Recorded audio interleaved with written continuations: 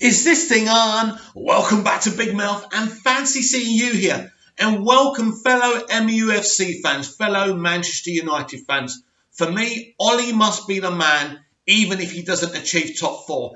And it's not about emotion or anything like that.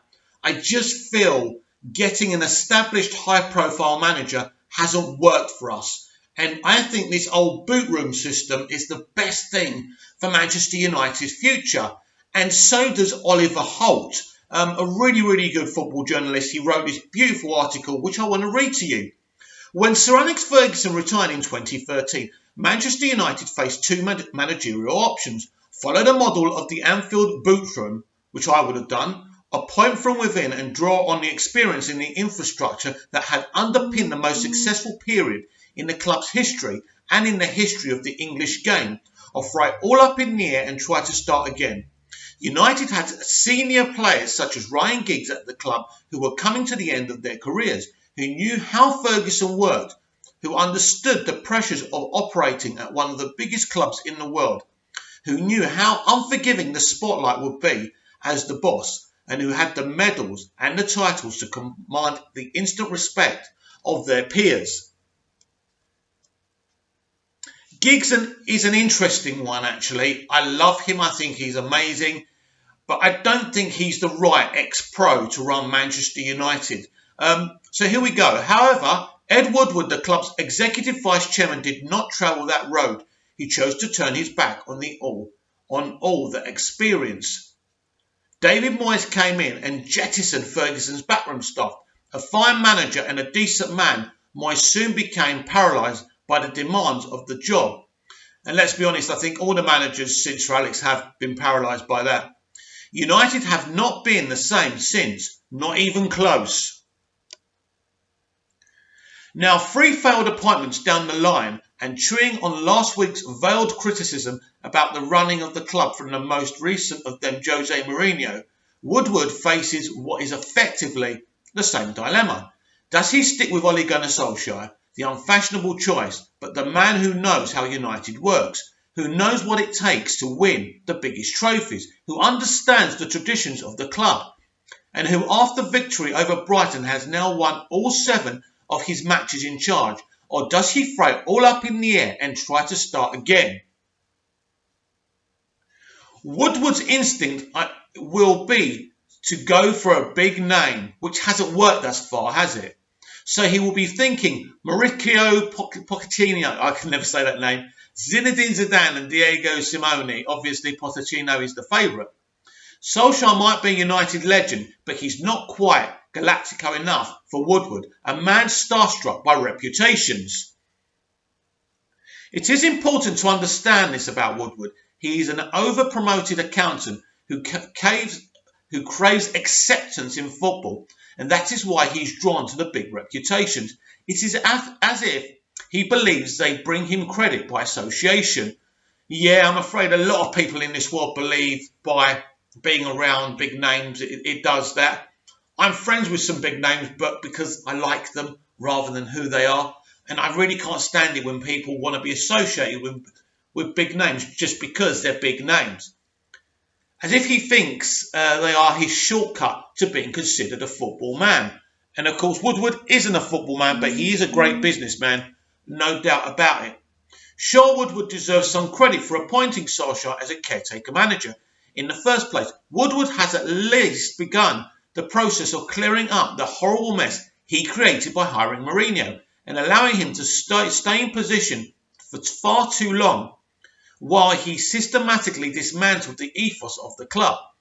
The next bit is the hard part. Woodward, like most observers of the English game, is a big fan of Pochettino and is said to be preparing to try to lure him away from Spurs.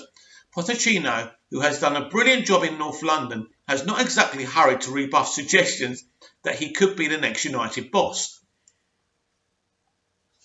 Yeah, if Woodward turns his back on Solskjaer by sending him back to mould in May, he risks making exactly the same mistake he made when he appointed Moyes.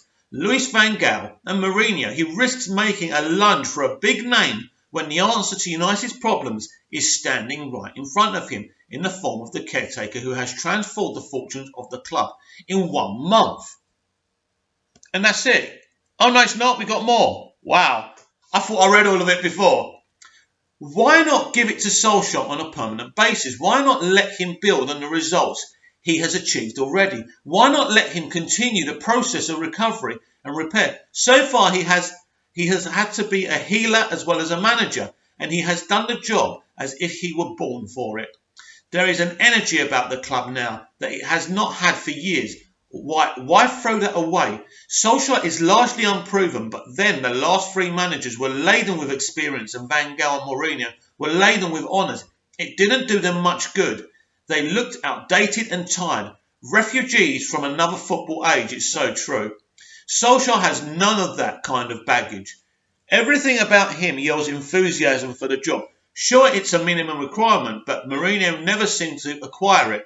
Solskjaer already looks more comfortable in it than any other of his three predecessors. It fits him. United are starting to look like United again. It's a huge task. Everything about United under Woodward and the ownership of the Glaziers family suggests that this is a club who are atrophying, I don't know what that says, through a lack of care and investment off the field. They look tired. Compare them with Manchester City, Liverpool and Chelsea and Spurs, and their infrastructure looks worn. This is another reason to give it to Solskjaer. Mourinho in particular appears to have been surprised by the amateurish he encountered in the United hierarchy. It wasn't the United he was expecting. It might not be the United that Pochettino is expecting either. For Solskjaer, there are no surprises. Solskjaer knows United inside out. Loving the club is not essential, but it helps. Under his leadership, United are united, and they have begun to harness the power of the club's history again. Paul Pogba is looking like the world beater he is. Marcus Rashford is brimming with confidence. Victor Lindelof is drawing comparisons with Nemanja Vidic, and David De Gea is still Superman. There's only one Superman, but he's coming pretty close. For Woodward, the answer is there in front of his eyes. Sure, it is a risk appointing Solskjaer, but recent history suggests it will be a bigger risk to chase an outsider. Woodward has made that mistake 3 times. To do it again would be to invite the same misfortune. I don't understand the hysteria. Oh no, it's all right. That's another article. So that's it, right? Wow. That is such a brilliant article, and it's exactly how I feel. Now, Ed Woodward has made many, many mistakes. Well, the 2 biggest mistakes he's made is not appointing a director of football as soon as Sir Alex left, and, bringing in 3 managers who should never have been brought in. They're just not Manchester United managers. But if you bring in an ex-player, as Ollie says, they actually understand how the club works, how the manager is expected to do everything. Now, a lot of people say that can't be the case anymore. You need a director of football. You need different people in different departments. And because Sir Alex Ferguson always did everything, the club assumed whoever came in would do the same thing. But unfortunately, it doesn't work that way. Can Ole Solskjaer do everything? I don't think he can. He's getting a lot of support right now. Michael Carrick, Kieran, Mickey Phelan. He's got a lot of support, but he needs a director of football. My opinion is this, that, as Ollie said, it's a big risk to bring, a big name. People who don't know the club. They may be fine managers, but when it comes to Manchester United, you need to have something a little extra. Ollie has got it. Even if he doesn't qualify for top 4, and as I say, this is not emotional. It makes sense. He knows the club. Get a good director of football in, and if we're patient with him, something very special could be happening in the next 5 years.